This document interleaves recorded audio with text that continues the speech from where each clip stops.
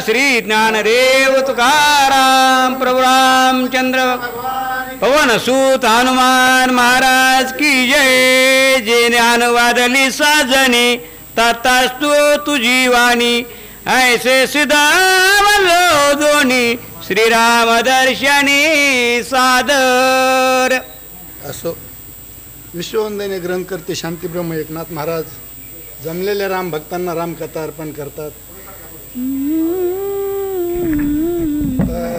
जास्त काही बोलण्यासारखं राहिलेलं नाही, कारण का वेळ कमी आहे. लयमट बोलत बसायचं टाईम नाही आहे. त्याकरता मी सूचक नाही, वाचक नाही, आणि मला याच्यातलं काही जमतही नाही.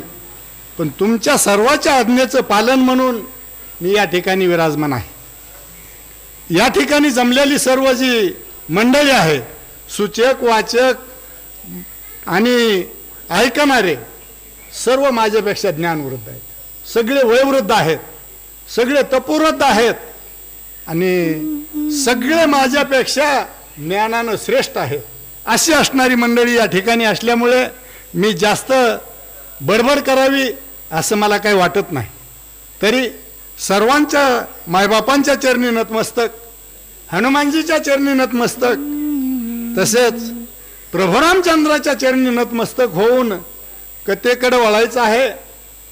कथा प्रभू रामचंद्र बुद्धी देतील त्याप्रमाणे मी पोहोच करण्याचं काम करणार आहे. मी माझ्या स्वतःच्या बुद्धीनं मला काही याच्यातलं येत नाही. आतापर्यंत महाराजांनी सांगितलं, मुंडे महाराजांनी सुंदर अशी कथा सांगितली. दोन्ही मुंडे चाळक महाराज सगळ्यांनी, अगदी मी तर शेवटच काढावं म्हणलं होतं ह्यांच्यावरच, पण ते चाळक महाराज ऐकत नाहीत. थोडं का व्हायना लागतंयच त्यांना, त्याच्यामुळं ते बसूच देणार नाहीत कुणाला शांत. असो, सीतेला आतापर्यंत त्रिजटेनं अगदी खूप खूप खूप खूप असा धीर दिला, आधार दिला. प्रभू रामचंद्राला काही होणार नाही, प्रभू रामचंद्राला बाधा होत नाही, प्रभू रामचंद्राला कधी कुणी मारू शकत नाही, असं त्रिजटेनं अगदी खूप असं समजून सांगितलं. आणि समजून सांगून त्रिजटेनं तिच्यावर आधार देण्याचं कार्य केलं. हे कार्य कशामुळं घडतं? संताच्या संगतीमुळं. संताच्या संगतीत गेल्यानंतर चांगले गुण लागतात, आणि त्या चांगल्या गुणाचा उपयोग या कार्यासाठी होतो. अशी अवस्था त्या त्रिजटेची झाली. का? तिला त्या सीतामातेला संरक्षण म्हणून राखण ठेवलं राजा रावणानं, आणि सीतामातेची संगती घडल्यामुळं त्या त्रिजटेला तो उपदेश झाला. ते कळायला लागलं पुढे काय होणार आहे. त्या ज्ञानाची उपवर्ती झाली. ते कळायला लागलं तिला की पुढे काय होणार आहे, काय घडणार आहे, कसं घडणार आहे, हे सगळं तिला सांगायला जमायला लागलं. म्हणून करता त्रिजटेनं सीतामातेला समजण्याचा, शिकवण्याचा प्रयत्न केला. ही कथा इथपर्यंत आलेली आहे. पुढे ऐकू का आहे. परतविताई मान श्रीरामाचे दूरदर्शन, सीता पाहे सावधान, प्रत्यंगी मना न्यासुनी. आतापर्यंत झालेली कथा सर्वांना ज्ञातच आहे. आता जे सांगितलं ते सीतामातेनं प्रभू रामचंद्राचं दूरदर्शन होईल. दूरदर्शन झालं किंवा प्रभू रामचंद्र विमानानं येतील आणि मला दर्शन देतील, याच्यात कुठला संशय बाळगायची गरज नाही. का? मी रामाचं चिंतन करते, राम माझ्या हृदयात आहे, तोपर्यंत मला कुठं घाबरायची गरज नाही. मला कुणी भेडवाला तरी भ्यायची गरज नाही. असं सीतामाता आणि अशोकवनामध्ये विचार करतायत. आणि त्रिजटेच्या समजुतीवर आघळ घालून सीतामाता ठाम आहे. ठाण मान गुण लक्षण सबाय श्रीराम लक्ष्मण, सीता निरखी आपण सावधान पती रूपी. काय झालं? प्रभू रामचंद्र आणि लक्ष्मणजी ठाण मान मांडून बसलेले आहेत. सीतामातेनं त्याचं निरीक्षण केलं, निरखून बघितलं, त्यांना काही बाधा झालेली नाही, होणारही नाही. त्यांनी ठाणमान मांडलेलं आहे, ते ज्या कार्यासाठी आले ते कार्य करण्यासाठी सज्ज आहे. परंतु माझ्याकडे जे अपवाद आला होता त्याच्यावरचा संशय माझा निघून गेला. आता प्रभू रामचंद्राची माझी भेटी झाल्याशिवाय राहणार नाही, प्रभू रामचंद्र मला मिळाल्याशिवाय राहणार नाहीत, माझी सुटका केल्याशिवाय राहणार नाहीत, असा सीतामातेला आणि विश्वास पटला. सबाय श्रीराम मूर्छा पण अंतरी स्वय सावधान, बाह्या धो मिलन नयना देखना पूर्ण सर्वांगे. हा प्रभू रामचंद्र असणारे आहेत ना, ते परिपूर्ण आहेत, परिपूर्णतेला गेलेले आहेत. म्हणून करता मला काही गरज नाही घाबरायची, मी घाबरू शकत नाही. आणि मला जे कार्य करायचं आहे, ज्या कार्यासाठी मी या ठिकाणी आले ना, त्या कार्यासाठी प्रवृत्त व्हायचं आहे. आणि त्याच्यासाठी प्रभू रामचंद्रांना आणि म्हणजे पुढच्या स्थानाला न्यायचं आहे. म्हणून करता मी घाबरत नाही, म्हणून करता मी कुठला शोक करत नाही. शोक करायची मला मुळीच गरज नाही. राम माझ्याकडे आहे आणि मी रामाकडे आहे, म्हणून करता मी शोक करू शकत नाही. बाह्य श्रीरामाशर बंधन अंतरी बंध मोक्ष विहीन, बाह्य रुधिर रक्षित मलकिन्ना अंतरी निर्मळ निर्गुणत्वे. सगळं कार्य आहे का बाह्य रूपाचं आहे, बाह्य रूपाचं आहे, अंतरातलं नाही आहे. बंधमोचन केलं ते बाह्य रूप आहे, ते बंधनात कुठल्या पडू शकत नाहीत. पण तुम्हाला आम्हाला दाखवण्यासाठी तेवढं केल्याशिवाय बी भागत नाही. कारण आपण त्याचं पत्तेच नाहीत पाळणार. ते जर नाही केलं तर, ते जर नाही घडलं, नाही घडवून आणलं तर तुम्ही आम्ही त्याचं पत्ते पाळतो का? आपण म्हणतो कशाचं बंधनन, कशाचं मोचनन, कोण त्या बंधनाला पाळतोय? प्रभू रामचंद्रासारख्यानं पाळलं म्हणून आपण पाळायचं, म्हणून आपण त्याचा आस्वाद घेतोय. आणि त्याच्यामुळं हे बंधमोचन हे बाह्य रूपानं दाखवलेलं कार्य आहे. अंतरूपानं प्रभू रामचंद्र सावध आहेत, प्रभू रामचंद्राला कुठली बाधा झालेली नाही असे असणारे प्रभू रामचंद्र सुखात आहेत, असं सीतामाता. बाह्य करतर गुपते अंतरी सावध सर्वा भूती, बाह्य पडता देहतोक्षिते गुणातीते विश्रांत. बाह्य रूपानं मूर्छित झालेले आहेत, पण अंतरामध्ये त्यांना कुठला धक्का नाही, त्यांना काही बाधा नाही. हे नाथरायाने बाह्य रूपाचं वर्णन सांगितलं आहे. बाह्य रूपानं काय घडलं, राजा रावणानं कशासाठी ही रचना केली, हे तुमच्या आमच्यासाठी रचना आहे. हे सगळ्यांना माहित आहे काय करायचंय ते, परंतु तुम्हा आम्हाला माहित नाही. म्हणून करता हे नाथरायाने लिहून ठेवलं. लिहून बाह्य रूपानं प्रभू रामचंद्रानं जर याचा स्वीकार नसता केला, त्याला कुठली बाधा बाधू शकत होती का? त्याला कुठल्या बाधेमध्ये पडायची गरज होती का? कुठला शर त्याला बाधित होता? कुठल्या बंधनात प्रभू रामचंद्र अडकत होता?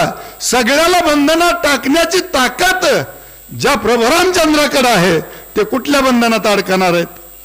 परंतु तुमच्या आमच्यासाठी, तुम्ही आम्ही भक्ती मार्गाला लागण्यासाठी हे सगळं बाह्य रूप दाखवलं आहे. आणि त्या बाह्य रूपाचं वर्णन नाथराय या ठिकाणी सांगतात. सीतामाता त्याचा स्वीकार करतात. माझ्या प्रभू रामचंद्राला काही झालं नाही, होणार नाही असा सीतामातेचा ठाम विश्वास. लक्षित श्रीराम ठन मान वेदशास्त्र पडे मौना, माझी हरपे गगन गहना त्याचे मैमान कोण वर्णी.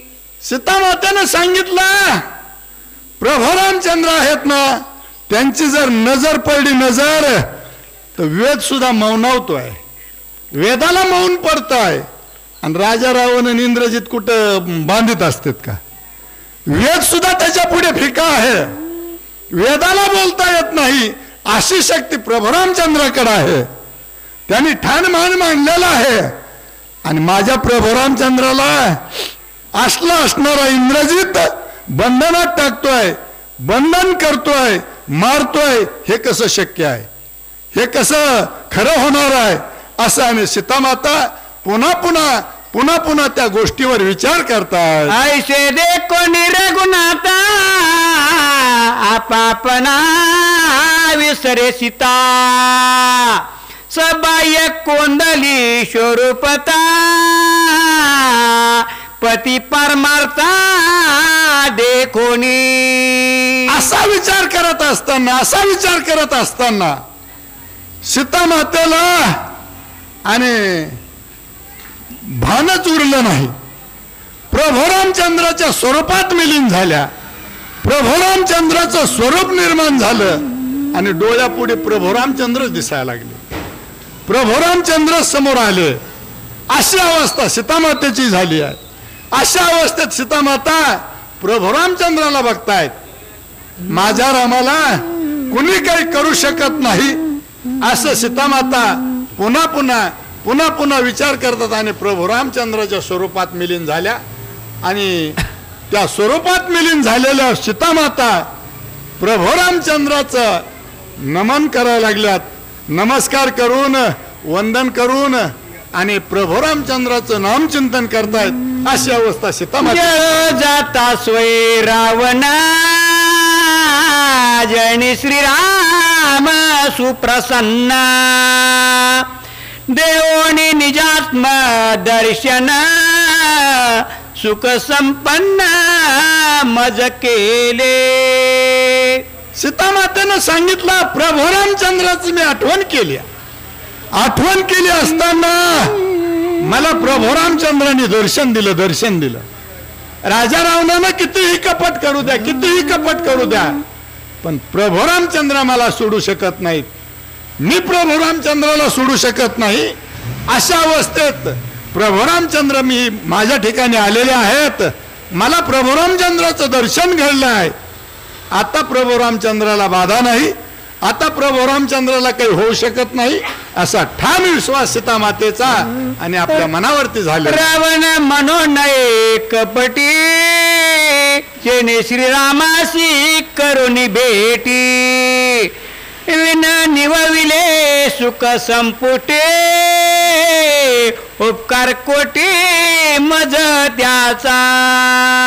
सीतामातेनं सांगितलं यांना कपटी समजायची गरजच नाही.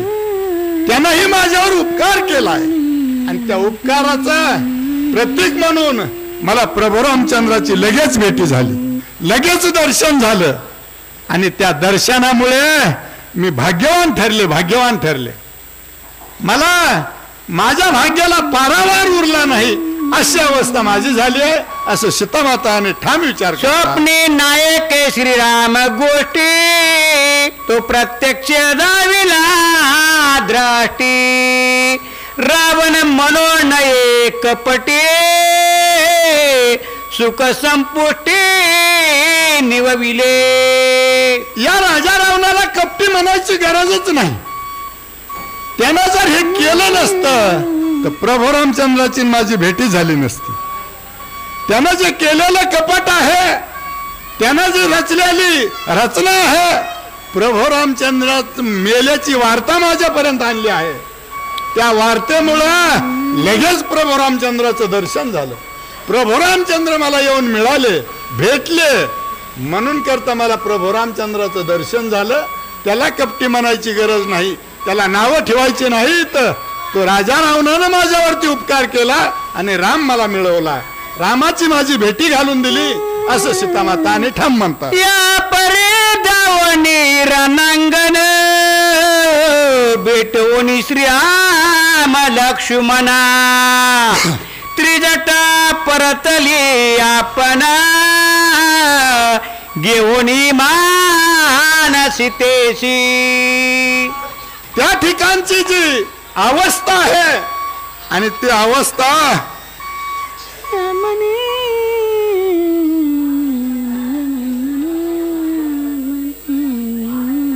त्या ठिकाणची अवस्था आहे. त्या त्रिजटेनं प्रभू रामचंद्राचं दर्शन घडवलं.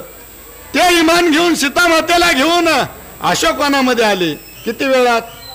आपलं मन किती पळतंय. आता आपण कुठं आहेत आणि आताच लगेच कुठं आहे. इतक्या वेळामध्ये प्रभू रामचंद्राचं दर्शन घडवलं. प्रभू रामचंद्राचं दर्शन करून मला अशोकवनामध्ये आणून सोडलं. कुणी सोडलं? अहो, एका राजा रावणाच्या बहिणीनं जिला राखण ठेवलं, जिचं संरक्षण करण्यासाठी ठेवलं, तिनं हे कार्य केलं. प्रभू रामचंद्राची भेटी घडवली. आणि जर राजा रावणानं हे रचलं नसतं, ही रचना केली नसती, प्रभू रामचंद्र मेल्याची वार्ता आणली नसती, तर मला प्रभू रामचंद्राचं दर्शन घडलं नसतं, असं सीतामाता म्हणतात. शोक नाही सीतेच्या मने, या लागी पावली अशोक स्थाने. सुख संपन्न निज बंधने, श्रीराम पत्नी सुखरूप. असणाऱ्या सीतामाता सुखरूप आहेत. कुठलाही शोक सीतेच्या मनामध्ये राहिला नाही. कुठलंही दुःख करायची गरज राहिली नाही. कुठली व्यथा मनात आणायची काही अडचण राहिली नाही. का? प्रभू रामचंद्राचं आणि सीतामातेचं अंतस्थ दर्शन झालं, अंतस्थ भेटी झाली.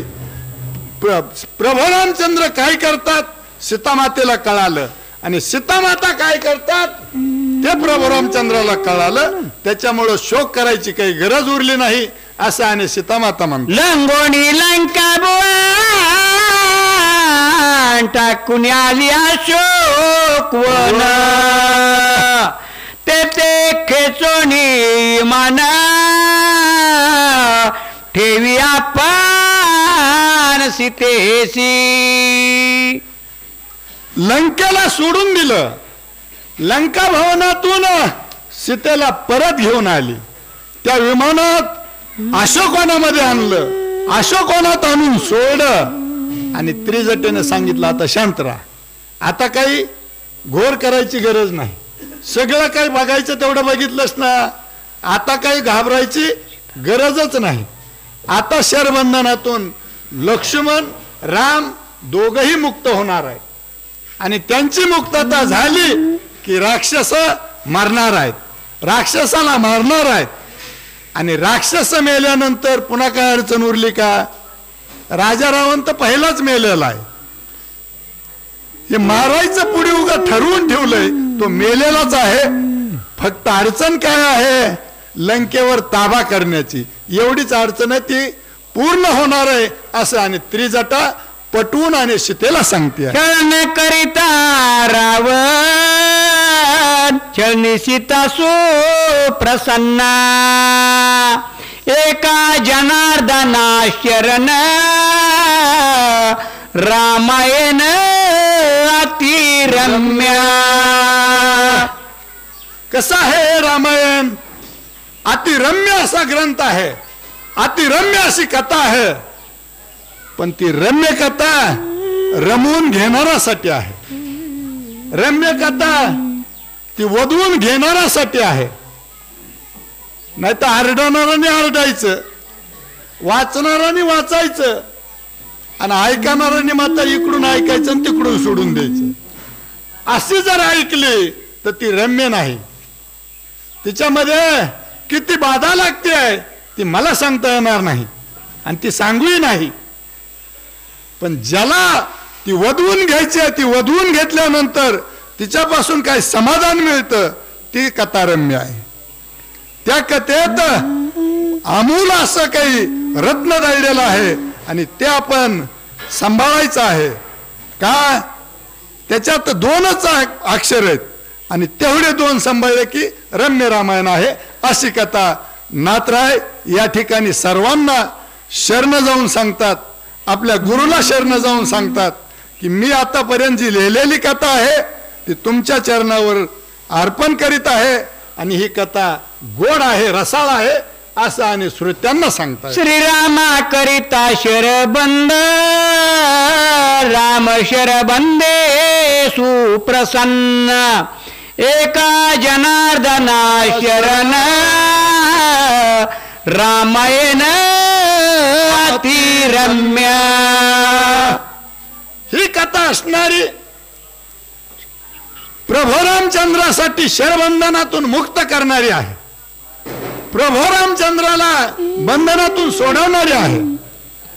मग प्रभू रामचंद्राला जर बंधनातून सोडवत असेल तर श्रुत्यांना सोडवणार नाही का? श्रुत्यांचा उद्धार करणार नाही का?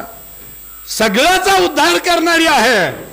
पण ती वधवून घेतल्यानंतर, ती ऐकल्यानंतर, हृदयाला ठसवून घेतल्यानंतर, सीतामातेनं जशी हृदयाला ठसवून घेतली म्हणून करता सगळ्या बंधनातून मुक्त झाली. सगळा शोक सोडून द्यायची वेळ आली. कशामुळं? ते आपल्या हृदयाला ठसवून घेतली. प्रभू रामचंद्र काय आहेत ते कळालं म्हणून करता शोकातून मुक्त झाली. अशी असणारी कथा नाथराय पुन्हा पुन्हा आपल्या गुरुला शरण जातात, श्रुत्यांना शरण जातात. अति रम्य रामायणाची कथा आहे असं आणि सांगतात. रावणे करिता ती बंधन श्रीराम सीता सुप्रसन्न. एका जनार्दना शरण रामायण अति रम्य. हे असणारं रामायण रम्य आहे. 3-3 वेळा नाथराय पुन्हा पुन्हा शरण जाऊन तेच सांगतात. पण ते आपल्याकडं क्षमता थोडी कमी असते. आपण त्याला मानू शकत नाही. नाथराय शरण गेले काय आणि कुणी एखादा शरण गेला काय, काही त्याच्यावर घेणं देणं नाही आपल्याला. आपलं जे आहे ते आपण सोडणारच नाही. कारण आपला स्वार्थ आपण साधल्याशिवाय राहत नाही. त्यांचा जो स्वार्थ आहे तो राम कंठी धरावा असा असणारा स्वार्थ आहे. आणि आपला जो स्वार्थ आहे 10-5 रुपये कुठे मिळतात का याच्याकडे पळणारा स्वार्थ आहे. त्याच्यामुळं आपल्याला ते साध्य होऊ शकत नाही. ते साध्य करून घेण्याची क्षमता आपल्याकडे नाही. आणि ती क्षमता नसल्यामुळं रामायण आपण रम्य करून घेऊ शकत नाहीत. अशी असणारी कथा नाथराय पुन्हा आपल्या गुरुला शरण गेले, जनार्दन स्वामींना. आणि त्यांनी सांगितलं आतापर्यंत जी लिहिलेली कथा आहे ही तुमच्या चरणी अर्पण, श्रुत्यांच्या चरणी अर्पण आणि सर्वांना साष्टांग नमस्कार असं आणि नाथराय म्हणतात. श्रीराम सीता दर्शन देखता दोघे सुप्रसन्न. एका जनार्दना शरण रामायण अति रम्य. काय घडलं या अध्यायामध्ये? सुरुवातीपासून शेवटपर्यंत आपण ऐकत आलो. शेवटला नाथरायांनी सांगितलं प्रभू रामचंद्राचं दर्शन सीतामातेला घडलं. सीतामाता आणि दर्शनाला गेल्यानंतर प्रभू रामचंद्र अति प्रसन्न झाले. प्रसन्न होऊन आशीर्वाद दिला असे नाथराय आणि पुन्हा पुन्हा पुन्हा पुन्हा विनंती करून सांगताय की सर्वांनी प्रभू रामचंद्राला आपल्यास करायचं करा. त्यामध्ये आपलं हित आहे. त्यामध्ये आपल्याला काही वस्तू साध्य करता येत आहेत. त्या साध्य करून घेण्यासाठी या रम्य रामायणाकडे वळा. रम्य रामायणाचं आणि आपल्या थोडंसं हृदयामध्ये ठेवा. सगळं काही राहू शकणार नाही कुणाच्यानंच, पण कमीत कमी अध्यातल्या 5 तरी वव्या किंवा 5 तरी शब्द कमीत कमी प्रत्येक अध्याय ऐकण्यासोबत ते सोबत ठेवा. त्याच्यामध्ये आपलं हित आहे. ते हित त्याच्यामध्ये दडलेलं आहे. म्हणून करतात नाथराय पुन्हा पुन्हा शरण जाऊन श्रुत्यांना सांगतात आणि झालेली कथा, लिहिलेली कथा गुरुच्या चरणी अर्पण करतात असं नाथराय म्हणतात. स्वस्ती श्री भावार्थ रामायणे युद्ध कांडे एका कार्तिकाया. जानकी श्रीराम दर्शन 12 अध्याय. पुंडलिकावर विठ्ठल श्री ज्ञानदेव तुकाराम प्रभु रामचंद्र भगवान की जय, राम भक्त हनुमान महाराज की जय, शांति ब्रह्म एकनाथ महाराज की जय, सद्गुरु भगवान बाबा की जय, महर्षि नारद स्वामी महाराज की जय।